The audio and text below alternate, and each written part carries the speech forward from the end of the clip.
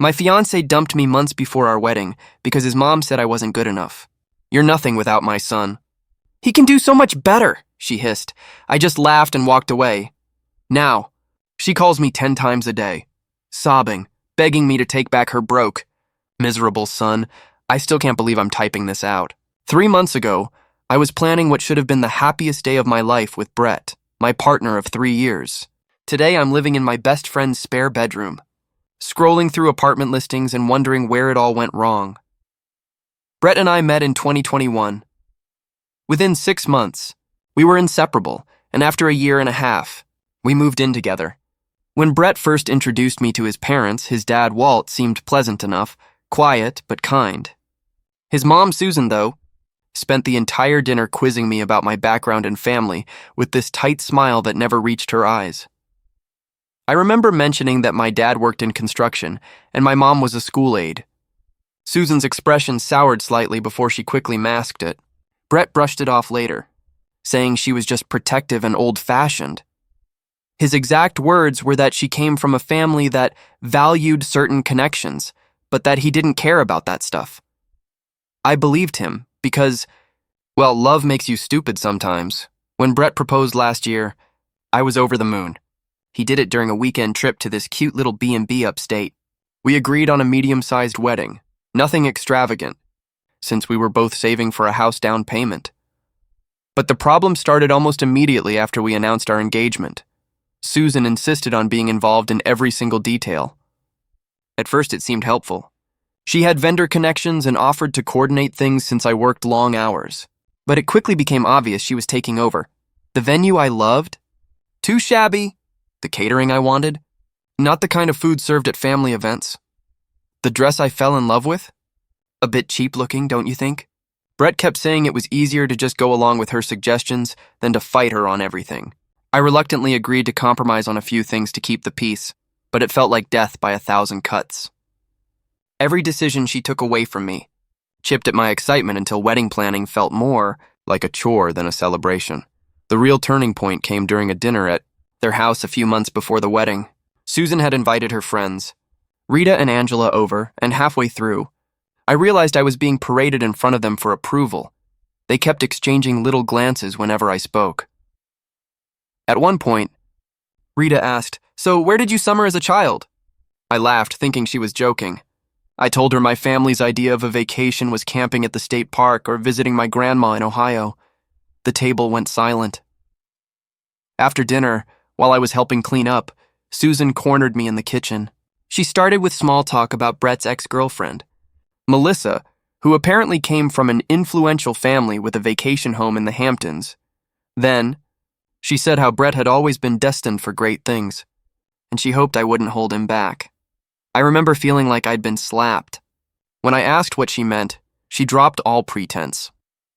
She told me that while I seemed nice enough, I clearly wasn't from the right background to help Brett's future. That my lack of refinement would eventually embarrass him in important circles. That I wouldn't know how to entertain properly or make the right connections. I was so shocked, I couldn't even speak at first. When I finally found my voice and told her she was being incredibly rude, she just laughed, this condescending little laugh, and said my defensiveness proved her point. She said Brett deserved someone who could match his potential, not drag him down. I walked out of the kitchen and told Brett we needed to leave. In the car, my hands were shaking as I told him everything she'd said. I expected outrage, anger on my behalf, something. Instead, he went quiet and said she didn't mean it like that, and that she was just worried about our future. He even suggested maybe I'd misunderstood her tone. That night was our first major fight. I couldn't believe he was defending her behavior. Eventually, he admitted that his mother had been expressing concerns about our compatibility for months. Apparently, she'd been filling his head with doubts about whether I was really the one. I thought I would fit into the future he imagined for us. The worst part? He was actually starting to listen to her. Over the next 2 weeks, everything fell apart. Brett became distant, started staying late at work, and when he was home, he'd bring up random concerns about our relationship that had never existed before, like whether our different backgrounds would cause problems when raising kids, or if I'd feel comfortable at his company events. It all came to a head when Susan invited us over for another dinner, supposedly to clear the air. Brett practically begged me to go, saying she wanted to apologize. Like an idiot, I believed him and went. There was no apology. Instead, Susan spent the entire evening making backhanded comments about my clothes, my table manners, even the way I spoke. When Brett stepped outside to take a phone call, she leaned across the table, looked me dead in the eye and said with chilling certainty that I was nothing without her son. "He can do so much better than you," she said. "You should walk away before you ruin his life with your ordinariness." When I started crying, she rolled her eyes and said my emotional behavior just proved her point about my lack of composure. When Brett came back inside, I was already gathering my things to leave. He looked confused and asked what happened. Susan immediately put on her fake concerned face and said I had overreacted to some gentle advice about wedding planning. I was done. In the car, I told Brett exactly what had happened and said he needed to make a choice. Either we cut contact with his mother until she could respect me, or the wedding was off. I expected him to finally stand up for me. He didn't. Instead, he said maybe his mother was right. Maybe we were rushing things. Maybe we really did come from two different worlds.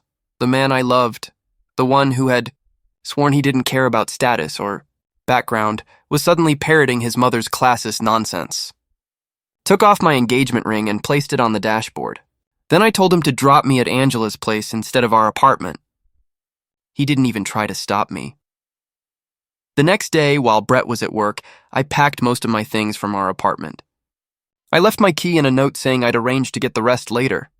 I blocked his mother's number immediately, though I kept Brett unblocked just in case he came to his senses. A few days later, he texted a pathetic message about being confused and needing time to think. I replied that there was nothing to think about. Either he wanted a life with me built on love and respect, or he didn't. His response? That maybe we should take a break until after his big work project was finished. Then reassess. That was my answer. 3 years together, and he couldn't even properly break up with me. Just wanted to keep me hanging on while he reassessed. I told him not to contact me again.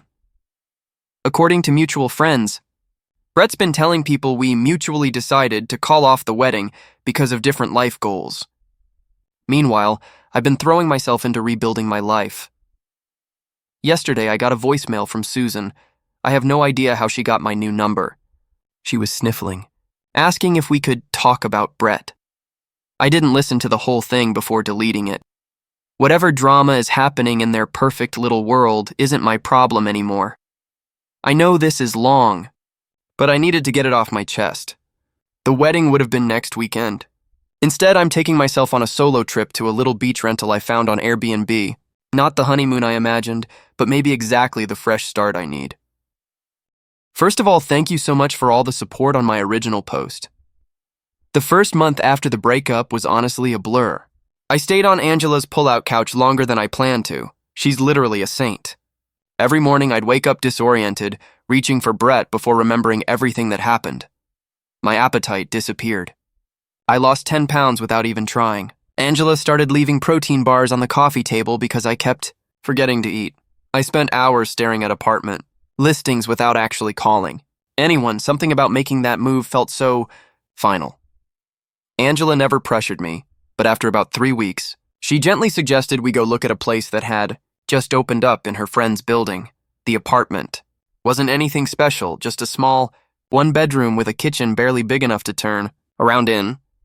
But it was within my budget and only a 15-minute drive from work. I signed the lease that same day. Moving in was another hurdle. I'd left most of my furniture behind at Brett's place because I couldn't deal with arranging movers while feeling like an emotional wreck. Angela and her boyfriend helped me pick up the essentials from IKEA, a bed, a small couch, and a dining table that doubles as my desk. For weeks, the apartment stayed pretty sparse. I just couldn't muster the energy to make it feel like home. Work became my lifeline. I'd arrive early, stay late, and volunteer for extra projects, anything to avoid sitting alone in that empty apartment. My team lead noticed and started giving me more responsibilities, coordinating with other departments, training the new hire, things like that, but it felt good to be needed. To be valued. About 2 months after the breakup, I ran into Nick, Brett's brother, at the grocery store. I almost hid behind a cereal display when I saw him, but he spotted me first. To my surprise, he actually came over looking genuinely uncomfortable. He told me he was sorry about what happened, that he'd argued with his mom about how she treated me. It was awkward, but weirdly validating to hear someone from Brett's family admit I'd been wronged. That's also when I first heard that things weren't going great for Brett. I thanked Nick for the apology, but kept the conversation short. I wasn't ready to be pulled back into that world, even peripherally. A week later, my old college roommate invited me to a party. I almost didn't go, but Angela practically shoved me out the door, insisting I needed to remember how to be a person again. She was right, though I'll never admit it to her face. That party was where I met Matt. He was my roommate's cousin, visiting from out of town. We just ended up in the same conversation circle talking about random things. At the end of the night, he asked for my number, and I surprised myself by giving it to him. Our first date was coffee on a Sunday afternoon. Low pressure, casual. He was easy to talk to, and for the first time in months. I went hours without thinking about Brett. Matt works in a completely different field than Brett, lives in a modest apartment similar to mine, and has a refreshingly normal family that doesn't care about summer homes or making the right connections. When I told him the short version of my breakup story, he just listened. No advice, no platitudes, just quiet understanding. Around month 3 post-breakup, an unexpected opportunity came up at work. My company was restructuring and creating a new team, and they needed someone to take on more responsibility. Apparently, all my extra effort over the past few months hadn't gone unnoticed. My manager encouraged me to apply, though she warned it would mean longer hours and more stress. My confidence was still shaky, but I figured I had nothing to lose. The interview process was brutal. 3 rounds with different department heads, a presentation I stayed up until 2 a.m. perfecting, and a final meeting with upper management. Honestly, I didn't think I'd get it. There were candidates with more experience. But 2 weeks later, my manager called me into her office and offered me the position. The promotion came with a significant raise, enough that I could finally stop stressing about rent every month. It wasn't life-changing money, but it was enough to start rebuilding my emergency fund, which had been completely drained during the post-breakup chaos. I was still processing that news when I bumped into Rita, Susan's gossipy friend, at the mall. I was shopping for professional clothes for my new role, and she spotted me coming out of a store. She acted overly friendly, like we'd been close before. After some awkward small talk, she dropped what felt like carefully planned news. Brett had lost his job. Apparently, that big project he'd been working on, the one he used as an excuse for needing a break from our relationship, had fallen apart spectacularly. Something about missed deadlines and poor management. Rita seemed to be watching my reaction closely, so I kept my face neutral while she continued. Brett had been let go, and according to her, he'd been struggling to get back on his feet ever since. She also mentioned, with barely disguised glee, that Melissa had briefly rekindled things with Brett after our breakup, only to end it again a few weeks later. Rita winked and said, "Sounds like you dodged a bullet." Later that week, I had another unexpected encounter. I was having dinner with Matt at a new restaurant downtown when I spotted Susan across the room. She was with Walt and another couple I didn't recognize.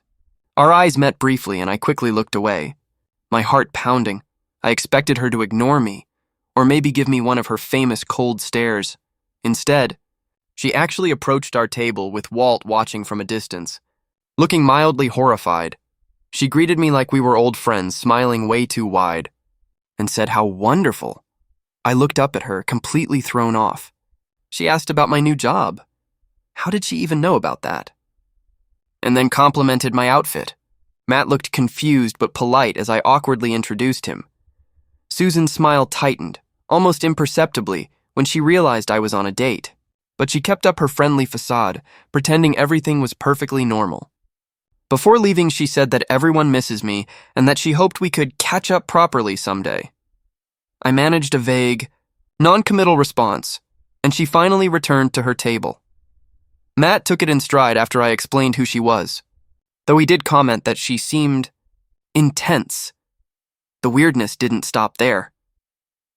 About a week later, Angela forwarded me a Facebook message she'd received from Brett. He was asking how I was doing and whether I was seeing anyone. She hadn't responded, knowing I wouldn't want her to share any details of my life with him. I was grateful for her loyalty, but still unsettled by his sudden curiosity. Through mutual friends, I learned more about Brett's situation.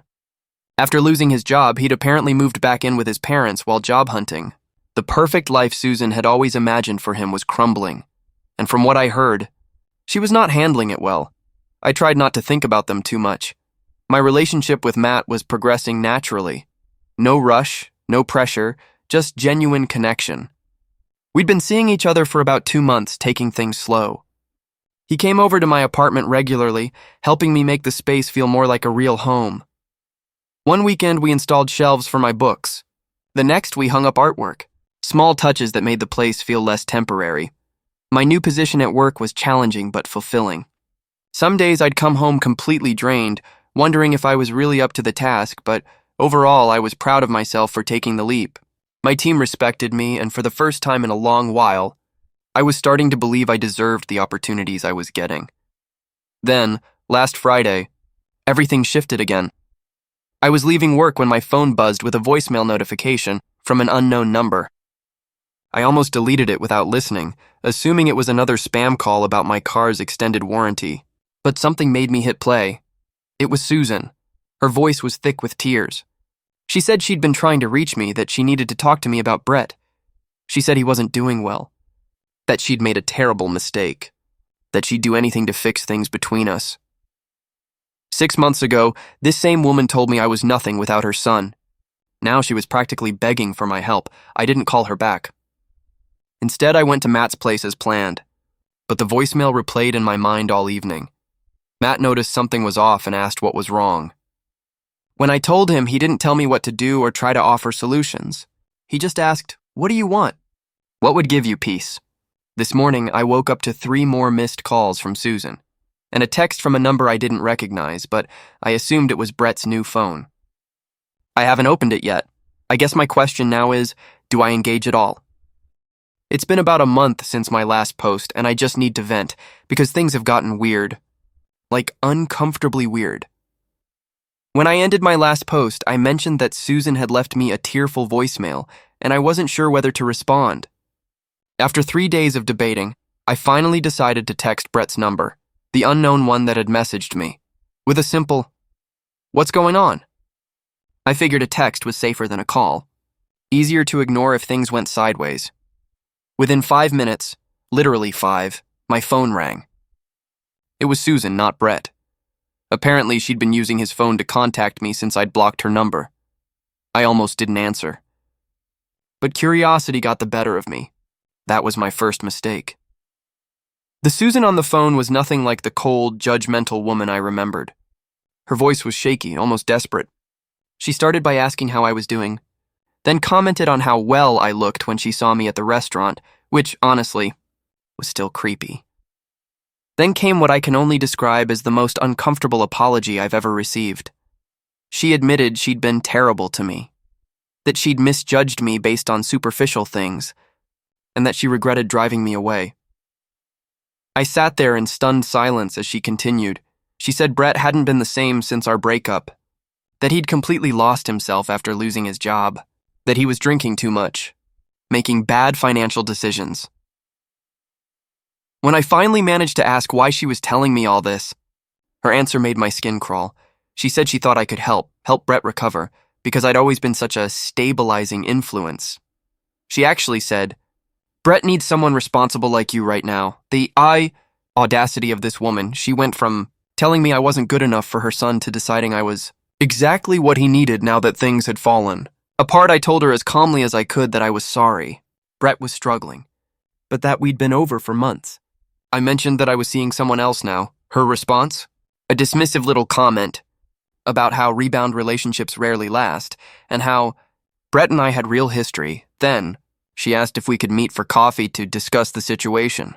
Further, against my better judgment, and ignoring the concerned look Matt gave me when I told him about it, I agreed to meet her the following weekend. I told myself it would give me closure. Maybe deep down, I also wanted to see for myself just how desperate she'd become. The same woman who once thought I wasn't good enough was now crawling back to me. When I arrived at the coffee shop, Susan was already there. She looked different. Not the polished, superior woman I remembered. Her usually perfect hair was pulled back into a messy ponytail, her makeup was minimal, and she looked exhausted. She'd already ordered my favorite drink, a detail that was both thoughtful and unsettling, because it meant Brett had told her what I liked. The next hour was surreal. Susan laid out Brett's downfall in excruciating detail. After losing his job, he'd tried to maintain his old lifestyle while job hunting, quickly burning through his savings. He'd made a bad investment in a friend's startup that went nowhere. He'd maxed out 2 credit cards. Now he was living back in his childhood bedroom, sleeping until noon and barely applying for jobs. Throughout her monologue, I kept waiting for her to ask me directly to take him back. Instead, she did something far more manipulative. She kept saying things like, "He was at his best when he was with you, and you were always so good at motivating him, and he listens to you in a way he never listens to me." When I reminded her that she once said I wasn't good enough for her son, she actually teared up. She said she'd been protecting her son from the wrong things, and that she should have valued my steadiness more than Melissa's connections. I almost laughed at how transparent she was being. Suddenly, I wasn't boring anymore, I was steady, I wasn't lacking ambition, I was responsible. I left that meeting feeling oddly hollow.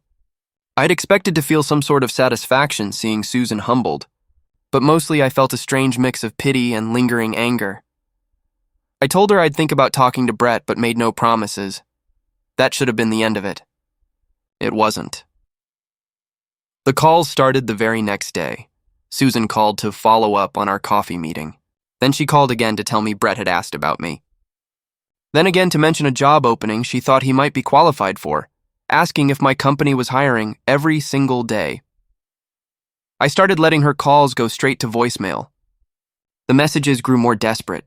She said Brett's father was threatening to cut him off financially if he didn't get his act together soon. She complained that their family friends were asking uncomfortable questions about Brett's situation. She even mentioned my parents once, saying she'd love to make amends with them too. Nick, Brett's brother, texted me one evening to apologize for his mother's behavior. He explained that Brett's spiral had been worse than anyone realized. Apparently, he'd started drinking heavily after our breakup, which only made his work performance worse. Nick said Susan was partly blaming herself for pushing me away, seeing it as the start of Brett's decline.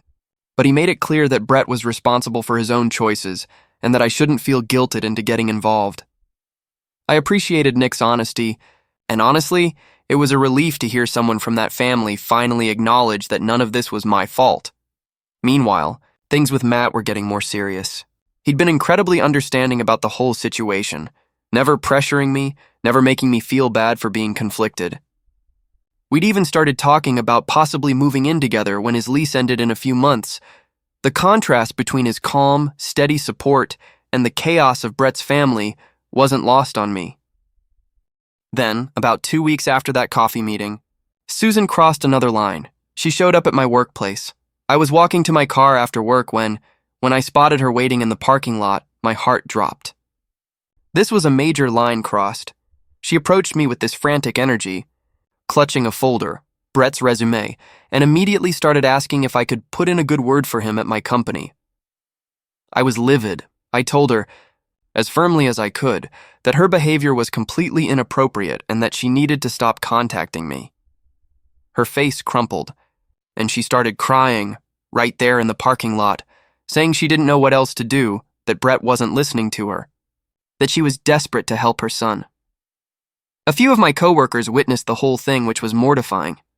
I ended up guiding Susan to a bench away from the main entrance, trying to keep things calm. I told her, again as gently but firmly as possible, that I couldn't help her or Brett, that our relationship was over, and that she needed to respect my boundaries. She left eventually. For the rest of the week, I got curious looks from coworkers who'd seen the scene in the parking lot. Angela, who also works at my company, had to field questions from people asking who the crying woman was. It was embarrassing and infuriating. Then Brett himself finally reached out. He sent a long text message apologizing for his mother's behavior, and for how things had ended between us. He admitted he'd made a huge mistake listening to her instead of standing up for me. He said he missed me every day, and that he'd been too ashamed to contact me directly after everything that happened. Reading his message, I felt nothing, no flutter of old feelings, no satisfaction at his regret, just tiredness and a vague sense of closure. I showed the message to Matt, who read it quietly and didn't comment. I decided not to respond to Brett right away. I wanted time to think about what, if anything, I wanted to say, but Susan didn't give me that time. She called again the next morning, asking if I'd received Brett's message and what I thought about it. When I told her it was inappropriate for her to be involving herself in our communication, she got defensive, saying she was just trying to help. That was when something in me snapped. I told Susan, in a voice so calm it surprised even me, that I was blocking her number after this call. That if she ever contacted me at work again, I would report it as harassment. That Brett was an adult and needed to solve his own problems instead of sending his mother to fix them. Before hanging up, I added one last thing. Maybe if you'd raised your son to value people for their character instead of their social standing, he wouldn't be in this situation now. That evening, I finally responded to Brett's text. I told him I forgave him, because holding on to anger wasn't helping either of us. But I also made it clear that we had no future together, that I had moved on, and that he needed to do the same. I suggested he get professional help for his drinking, his gambling, and his dependence on his mother, and that he needed to stop letting her fight his battles for him. I ended the message by wishing him well and asking him not to contact me again. Then I blocked both their numbers. It felt like closing a door that had been left ajar for far too long. The next day, though I got an Instagram DM from Susan, she'd created a new account just to message me. This time, her tone was angry. She accused me of being heartless, of abandoning Brett when he needed me most. She said I was throwing away years of history out of pride. That last part almost made me laugh. Susan talking about pride, as if she hadn't destroyed our relationship with her own. I didn't respond. I just blocked the account, but she found other ways. Emails from new addresses, even a handwritten letter mailed to my apartment. Each message was more desperate than the last. The final straw came last weekend. Matt and I were having dinner at my apartment when there was a knock at the door. I opened it to find Brett standing there, disheveled, clearly having had a few drinks, with Susan hovering anxiously behind him. For a moment, I was too shocked to speak. Matt came up behind me and asked who was at the door. The look on Brett's face when he realized I had someone else now, and watching them realize that was almost pitiful. What followed was awkward and deeply uncomfortable. Brett tried to talk about our past, about how much he regretted his choices. Susan kept interjecting with comments about how good we were together, as if sheer nostalgia could erase everything that had happened. I didn't invite them in. Instead, I stepped into the hallway and closed the door partially behind me, a quiet barrier between my present and my past. I told Brett, as gently but firmly as I could, that this wasn't appropriate. That showing up unannounced at my home crossed a serious boundary. That I had meant what I said in my message and about moving on. His response surprised me. He turned to his mother and said, "This is exactly why I didn't want to come. I told you this would only make things worse." Then he looked back at me and apologized, not for the breakup this time, but for not protecting me from his mother back then. And even now, I haven't heard from either of them in the 5 days since that encounter. Nick texted once to apologize again and to let me know he was taking Brett to his first Gamblers Anonymous meeting. I thanked him but didn't ask for any further updates. Matt and I are going away for a weekend trip soon. I've changed my email address and asked my manager to be on the lookout for any unwanted visitors. Life goes on, and surprisingly, it's better than I ever could have imagined a year ago, when I was planning a wedding to the wrong person. I don't know if I'll need to post another update, but for the first time in a long time, I honestly hope I won't need to.